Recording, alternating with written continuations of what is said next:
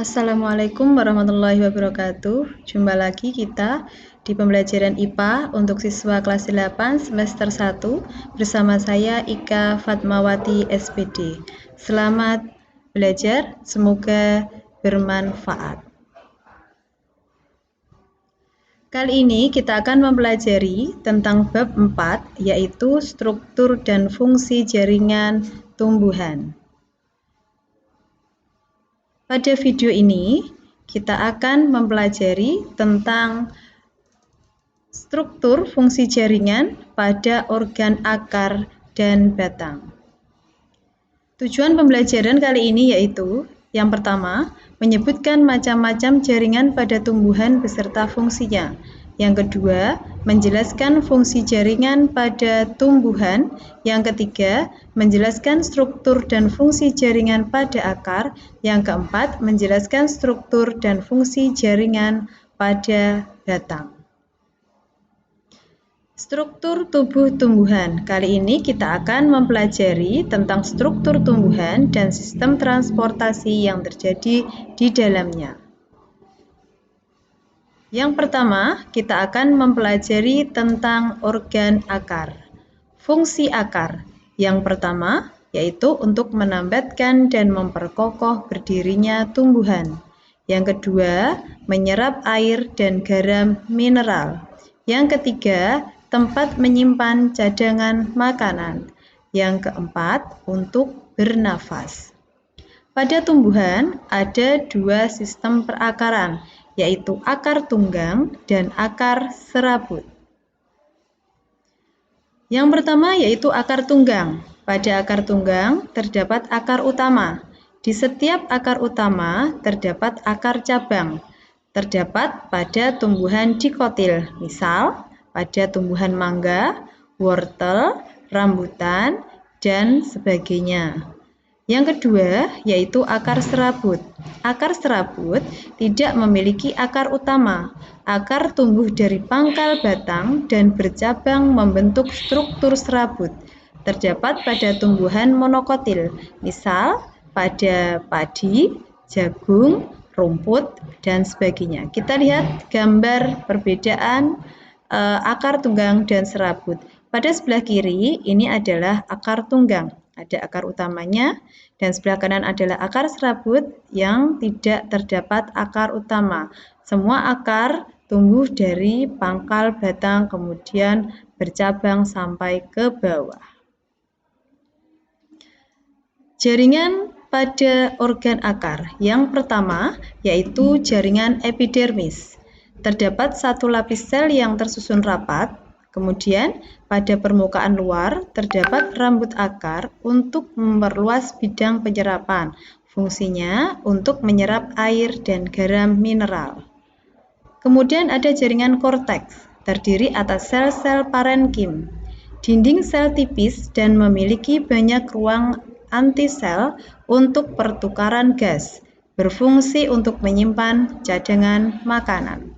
Jaringan yang selanjutnya yaitu jaringan endodermis, selapis sel yang membatasi korteks dan silinder pusat. Pada dinding selnya mengalami penebalan lignin dan suberin yang kemudian membentuk struktur pita yang disebut dengan pita Kaspari. Dinding sel endodermis tidak dapat ditembus air dan zat hara lainnya. Kemudian ada jaringan silinder pusat atau stele. Terdapat di sebelah dalam endodermis. Terdapat berkas pengangkut dan jaringan-jaringan lain. Di lapisan terluar terdapat perisikel atau perikambium, membentuk cabang akar, yang kemudian akan membentuk cabang akar. Ada floem yang terletak di sebelah luar xilem. Pada akar monokotil, xilem dan floem berselang-seling. Pada akar dikotil, xilem berbentuk bintang dan berada di pusat akar. Pada akar monokotil terdapat empulur, sedangkan pada akar dikotil tidak ada empulur. Seperti ini gambarnya, pada akar dikotil akan membentuk bintang. Nah, endodermis, epidermis berada di paling luar, kemudian ada korteks dan stel berada pada bagian paling dalam. Floem dan xilem akan membentuk bintang dan ada ruang antar selnya. Kemudian gambar akar monokotil seperti ini. Epidermis pada bagian paling luar, kemudian ada korteks dan stel di bagian dalam. Pada akar monokotil terdapat empulur, sedangkan pada akar dikotil sebelumnya tidak terdapat empulur. Kita lanjutkan pada organ batang. Fungsi batang. Batang berfungsi menegakkan tumbuhan, kemudian menghubungkan akar dan daun, tempat menyimpan cadangan makanan. Pada batang terdapat buku dan ruas.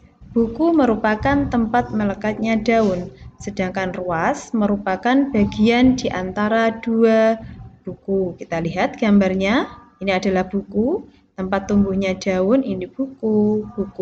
Kemudian ruang di antara dua buku ini yang disebut dengan ruas. Nah, kita lanjutkan. Jaringan pada batang, yang pertama yaitu epidermis, bagian yang paling luar, yang terdiri atas selapis sel yang tersusun rapat, memiliki kutikula. Kemudian jaringan korteks tersusun atas sel parenkim berdinding tipis, memiliki banyak ruang antar sel.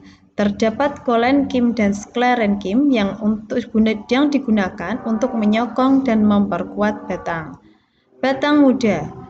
Terdapat kolenkim dan klorofil, sedangkan batang tua, kolenkim diganti dengan sklerenkim dan sudah tidak ada klorofil lagi. Kemudian ada endodermis, tidak begitu jelas dan menyatu dengan korteks.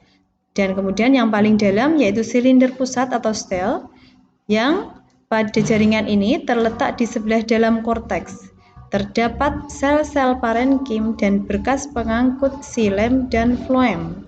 Xilem fungsinya untuk mengangkut air dan garam mineral dari akar ke daun. Sedangkan floem fungsinya untuk mengangkut zat makanan dari hasil fotosintesis dari daun ke seluruh tubuh. Pada batang dikotil, berkat pengangkut membentuk lingkaran. Xilem di sebelah dalam, floem di sebelah luar, dan di antara xilem dan floem terdapat kambium.